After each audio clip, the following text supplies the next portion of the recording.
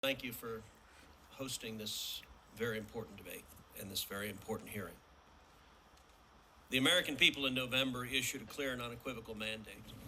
The open borders we've had for the last 4 years must be closed. We can no longer allow criminals and cartels and gang members and deadly drugs to stream across our border. And President Trump has been working every day since he was sworn in to keep his promise to secure the border. He declared a national emergency on the southern border. He reinstated the Remain in Mexico policy.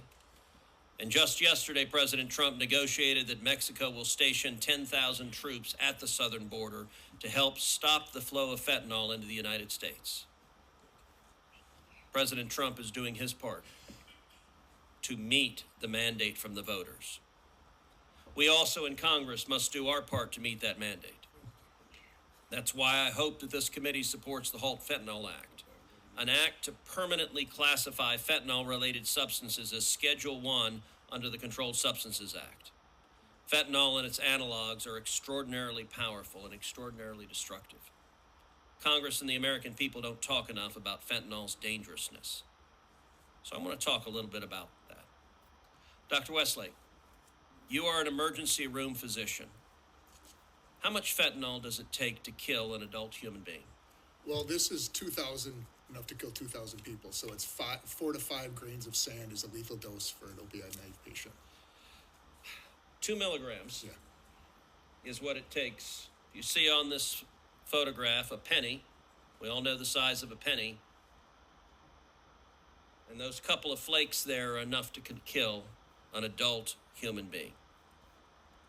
Dr. Westlake, last year, approximately how many people died due to fentanyl overdoses? I believe it was around 70,000. This means, on average, 6,250 people died every single month due to fentanyl.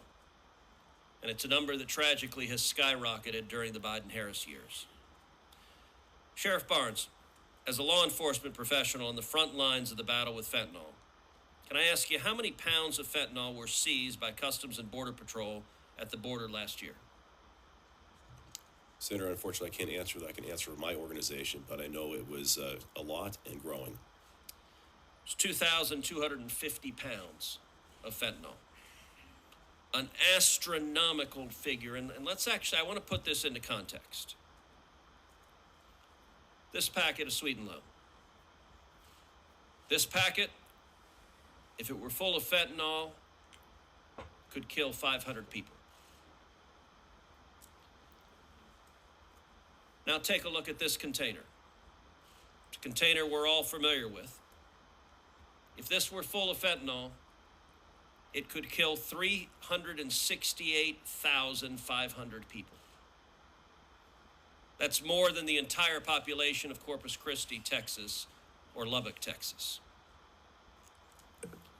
Now let's look at another packet. Something, again, all of us likely have in our kitchen. This single bag of sugar, if it were filled with fentanyl, could kill 905,000 people. Almost 1 million people. This single bag could take out the entire population of Austin, Texas, the capital of my home state. Now imagine 562 of these bags. That's how much fentanyl came into the United States of America in a single month. And how many lethal doses of fentanyl is in 562 bags? What came in a single month last year? 510 million lethal doses. In 1 month, more fentanyl came into America than it would be needed to kill every single man, woman, and child in the United States. This is a crisis we have to solve. Mr. Puerta, Ms. Noring, thank you both for being here. Thank you for your courage. I will say, as the father of 2 teenage girls, you've lived a nightmare that every parent is terrified of. What I would ask is, what would you say to parents at home? What do parents at home need to know about this? What do teenagers and kids at home need to know about the dangers of fentanyl? If you don't think this can happen to you, I'm very sorry, but you're very sorely mistaken. This is taking everybody by storm. That's what I would tell every single parent. Due to the stigma of addiction and overdose, though, most people think that this could not affect their family because either they don't have somebody who's addicted to drugs in their family, or somebody who's using drugs on a recreational basis. But children make mistakes. I do not condone my son Daniel wanting to self-medicate during the height of the pandemic for his whatever was happening in his head. I do not condone it. He made a mistake, and the price that he paid was his life. Children are supposed to make mistakes but not die from them. Period. And that's what's happening every single day, 22 times a week in the United States of America. We have to stop this. Amen. Ms. Doring? I echo the same thing. You know, that whole saying, not my kid, take that out of your vocabulary, because it could very well be your kid. We had every conversation with our children about addiction because, unfortunately, on both sides of our family, we have members that suffer from STD.